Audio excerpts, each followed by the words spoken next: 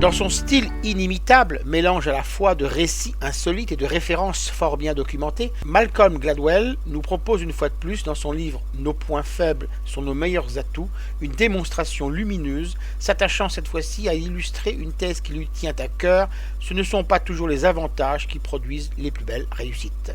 À travers une multitude d'exemples qui nous font voyager de l'histoire mythique de David et Goliath au bombardement allemand sur Londres, en passant par les écoles supérieures les plus réputées, l'histoire de vie des hauts responsables politiques ou encore le nombre d'élèves par classe, l'auteur se plaît à faire l'éloge de la fragilité. La sagesse populaire veut qu'une faiblesse constitue un écueil, qu'il est préférable d'éviter, une épreuve qui ne peut que faire empirer la situation.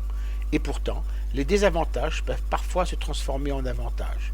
Ainsi, c'est une erreur de croire que les expériences traumatisantes ne peuvent que compromettre l'avenir ou qu'un handicap vécu dans l'enfance bloque inévitablement le destin à l'âge adulte. Une étude portant sur l'histoire familiale d'un échantillon de premiers ministres anglais a démontré que 66% d'entre eux avaient perdu un parent avant leurs 16 ans. Quant aux innombrables dyslexiques ayant réussi leur vie, ils n'y sont pas arrivés en dépit de leur déficience, mais grâce à l'intelligence et la créativité qu'il leur a fallu déployer pour y pallier.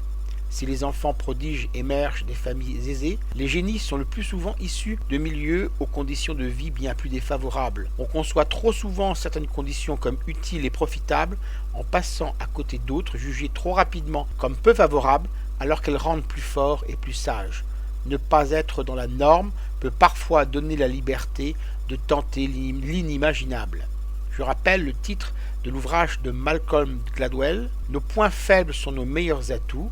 L'ouvrage a été publié aux éditions Flammarion en 2014 et est vendu au prix de 17,90 €. Vous pouvez retrouver le texte de cette critique dans le numéro 1178 de Lien Social.